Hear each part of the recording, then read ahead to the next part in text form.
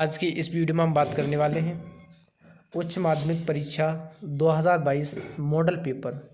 और ये जो अपना मॉडल पेपर है वो कृषि विज्ञान विषय के बारे में है, यानी 12th एग्रीकल्चर कृषि विज्ञान का जो मॉडल पेपर है वो हम आज इस वीडियो में चर्चा करने वाले हैं। देखिए, मैं सबसे पहले बता दूं कि जो हमारा पहले टाइम था वो 3.25 घंटे का था, यानी जो परीक्षा का समय था वो 3.25 घंटे था। वो समय अब घटा के 2.5 घंटा कर दिया गया है, नहीं दो उसमें से 30 मिनट कम कर दिए हैं। और पूर्णांक हमारा उतना ही है, 56 अंक का। पूर्णांक में फेरबदल ये हुआ है कि अब की बार ऑब्जेक्टिव प्रश्न आना अनिवार्य है, यानी जो भी अपने पेपर होंगे हर सब्जेक्ट में हमसे ऑब्जेक्टिव या हम कहें जो ऑप्शन टाइप प्रश्न हैं वो पूछे जाएंगे। तो चलिए हम शुरू करते हैं अपना आज का मॉडल पेपर। और यदि आप हमारे चैनल पर नए हैं तो एक बार चैनल को सब्सक्राइब करें और वीडियो को लाइक करें। तथा यदि पीडीएफ लेना चाह रहे हो मॉडल पेपर की और भी बहुत सारे पीडीएफ लेना चाह रहे हो मॉडल पेपरों की तो कमेंट करके बताएं, और हमारा जो नंबर दे रखा है नीचे उस नंबर पर मैसेज करें। तो चलिए हम शुरुआत करते हैं आज का अपना मॉडल पेपर कृषि विज्ञान का। इसमें हम बात करते हैं सबसे पहले सेक्शन ए मालिक प्रश्नों की। देखिए, सेक्शन ए में जो प्रश्न आएंगे वो इस तरह से आएंगे। नीचे पूछे गए बहुचयनात्मक प्रश्नों के उत्तर उत्तर पुस्तिका में लिखिए। यानी इन सारे प्रश्नों के जो उत्तर होंगे वो आपको अपनी कॉपी में, जो भी बोर्ड की कॉपी मिलेगी उस कॉपी में लिखने होंगे। जैसे सबसे पहले प्रश्न की अगर हम बात करें, सस्य विज्ञान शब्द किस भाषा से लिया गया है? सस्य विज्ञान शब्द किस भाषा से लिया गया है? 4 ऑप्शन है अपने पास। ए में हम बात करें हिंदी, बी में हम बात करें लैटिन, सी में हम बात करें ग्रीक, डी में हम बात करें अरबी, यानी सस्य विज्ञान या एग्रोनॉमी। तो एग्रोनॉमी जो शब्द है वो कौन सी भाषा से लिया गया है? यहाँ अपन ग्रीक की बात करते हैं, ये सही है। अब हमें वहाँ आंसर किस तरह से लिखना है ये देख लो आप। जैसे ग्रीक हमने यहाँ कर लिया, वैसे लैटिन का है, ग्रीक कर लिया हमने यहाँ। अब आंसर कैसे लिखना है वो देखो। आंसर में आपको डालना है, जैसे कॉपी में 1 नंबर का प्रश्न और 1 का कौन सा है, ये फर्स्ट, और फर्स्ट का आंसर क्या है? ग्रीक। इस तरह से आपको वहाँ पर आंसर लिखना है। तो ये अपना टाइप रहेगा आंसर लिखने का। इसी तरह से अगर मैं बात करूँ दूसरे प्रश्न की, इसका दूसरा प्रश्न है, ऑर्गेनिक फार्मिंग शब्द किसने दिया? ऑर्गेनिक फार्मिंग शब्द किसने दिया? Option A Swaminathan, option B CN Acharya, option C A Howard और ऑप्शन डी KL चड्डा। तो यहाँ अपना राइट आंसर क्या था? यहाँ सी ऑप्शन अपना सही था। तो इसी तरह से हमें इसमें लिखना है। इसमें हम किस तरह से लिखेंगे? ये कौन सा प्रश्न अपना 1 नंबर, और 1 नंबर प्रश्न का कौन सा है? दूसरा। ये दूसरा लिखा और उसमें हमें राइट आंसर क्या है इसका? ए हावर्ड। तो हम इस तरह से अपनी कॉपी में लिखेंगे ए हावर्ड। आगे हम तीसरे प्रश्न की बात करें तो तीसरा प्रश्न है, सिंचाई की बूंद बूंद विधि का आविष्कार किस देश से हुआ है? सिंचाई की बूंद बूंद विधि का आविष्कार किस देश से हुआ है? Option A Bharat, option B Japan, option C America, option D इनमें से कोई नहीं। इसमें अपना राइट आंसर क्या है? इनमें से कोई नहीं। इस तरह से हमें प्रश्न पूछे जाएंगे। और ये जो ऑप्शन टाइप प्रश्न होंगे ये लगभग 9 या 8 प्रश्न आपसे पूछे जा सकते हैं।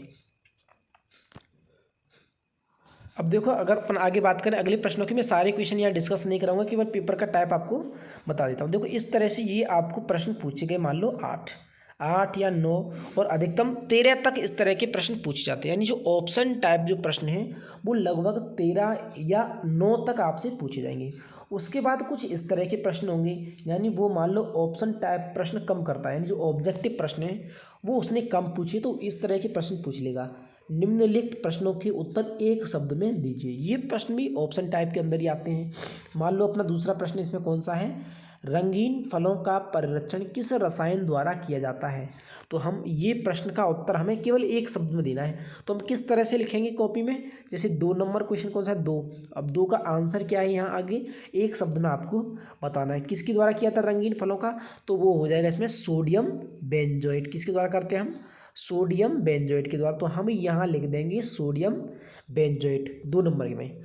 आगे हम तीसरे क्वेश्चन की बात करें। तीसरा क्वेश्चन इसी तरह से, फसलों को पाले के प्रभाव से बचाने के लिए किस तत्वों का उपयोग किया जाता है?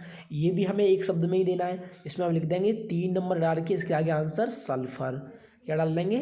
सल्फर। आगे हम चौथे प्रश्न की बात करें, किसी मृदा द्वारा प्रति हेक्टेयर क्षेत्रफल से प्राप्त कुल उपज को कहा जाता है?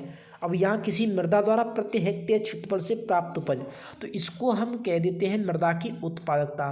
तो हम 4 नंबर का प्रश्न डाल के लिख देंगे उत्पादकता, क्योंकि इस तरह के प्रश्नों के उत्तर हमें केवल एक शब्द में देने होंगे। आगे हम बात करें 5वां प्रश्न, लाभदायक फफूंद जो कवक जनित रोगों के नियंत्रण में काम आती है, तो वो होती है ट्राइकोडर्मा। ये भी हमें एक शब्द में लिखना है। ये हमारा सेक्शन ए पूरा हो जाएगा, जिसमें सभी प्रश्न एक एक अंक के होंगे और ये लगभग 13 नंबर का सेक्शन होगा, जिसमें 13 प्रश्न पूछे जाएंगे। चाहे वो 13 ऑब्जेक्टिव पूछ ले या उसमें 2 प्रकार बना देगा, इस तरह से जो मैंने बनाए हैं। आगे हम बात करें दूसरे सेक्शन की, दूसरे सेक्शन से किस प्रकार से वो प्रश्न पूछेगा आपसे। अब देखो दूसरा सेक्शन मैंने यहाँ आपको दिखा दी, दूसरा सेक्शन दिखाई दे रहा है। दूसरे सेक्शन में जो भी प्रश्न होंगे वो 6 से लेकर के 11 तक, यहाँ हमारा क्रमांक चेंज भी हो सकता है, वो किस तरह से चेंज करता है। जितने भी प्रश्न होंगे वो सभी प्रश्न यानी 2 से 6 तक जो प्रश्न होंगे वो सभी प्रश्न 2-2 अंक के होंगे। सेक्शन ए में सभी प्रश्न कितने अंक के थे, 1 अंक के। अब सेक्शन 2 में सभी प्रश्न 2 अंक के होंगे, जिनका उत्तर हमें 20 से 40 शब्दों में देना होगा। जैसे हम बात करें फसल चक्र क्या है, इसके 2 लाभ लिखिए। एक तो आपको फसल चक्र की परिभाषा लिखनी है, फिर इसके बाद इसके 2 लाभ लिखने हैं। आगे हम बात करें भैंस की मुर्रा नस्ल की उपयोगिता भी आपको पूरी लगभग 4 लाइनों में दर्शानी है। आगे हम बात करें दुग्ध उत्पादन की भारत में वर्तमान स्थिति को समझाइए, यानी जो दूध उत्पादन है वो भारत की वर्तमान स्थिति क्या है। तो वर्तमान में उसका दूध उत्पादन में भारत का पहला स्थान है। कितना दूध उत्पादन है, कितनी उत्पादकता है, ये चीज़ आपको और इसमें लिखनी है। आगे है सुसुप्तावस्था को तोड़ने के कोई 4 उपाय लिखिए। ये 4 उपाय आपकी 4 लाइन हो गई। आगे हम बात करें क्रांतिक अवस्था क्या है, मक्का व गेहूं की क्रांतिक अवस्थाओं के नाम। तो आपको क्रांतिक अवस्था को परिभाषित करना है पहले तो, और फिर इन दोनों की आपको क्रांतिक अवस्थाएं लिखनी है।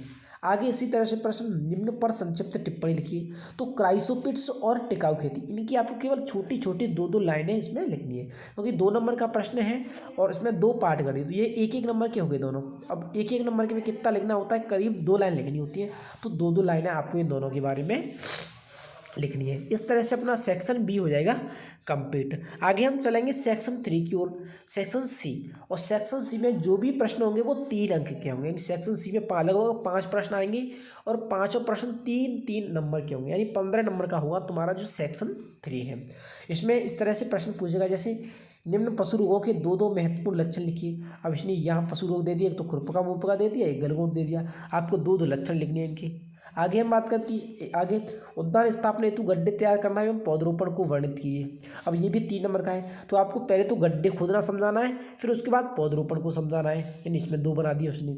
आगे खरपतवारों से होने वाली हानियों को लिख लिए। ये एक ही प्रश्न है, खरपतवारों की जो भी हानि है वो आपको लिखनी है।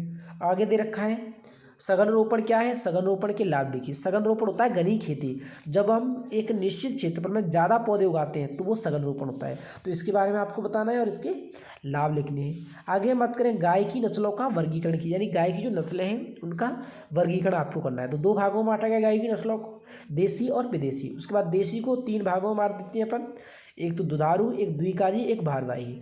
और आगे हम विदेशी की बात करें, 2 भागों में बांटा जाता है विदेशी को भी, एक मांसाहार तो एक दुधारू। अब देखिए एक और खासियत, अगर आपको इस पीडीएफ में से कोई प्रश्न नहीं आ रहे हो तो आप हमें व्हाट्सएप पर कॉल करें, वहाँ हम आपको पूरा इसका जो अपना आंसर है वो वहाँ आपको सेंड कर देंगे, ठीक है। मैं यहाँ आपको टाइप बता रहा हूँ पूरे पेपर का। इस तरह से अपना सेक्शन सी हो जाएगा। अब हम सेक्शन डी की बात करें, एक रहेगा अपना सेक्शन डी, और सेक्शन डी में जो भी प्रश्न होंगे वो 4-4 अंक के होंगे। सेक्शन डी बहुत महत्वपूर्ण रहेगा। अब देखो सेक्शन डी में 4 अंक के प्रश्न होंगे, तो 2-2 प्रश्न तो फसलों से आएंगे, जैसे 2 आपकी जो फसलें हैं उनसे और 2 फल हैं उनसे।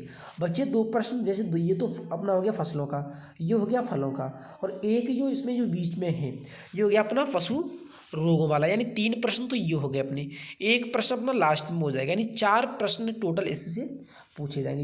ये अपना जो प्रश्न है वो ये वाला प्रश्न हो गया, एक नस्ल वाले से ये।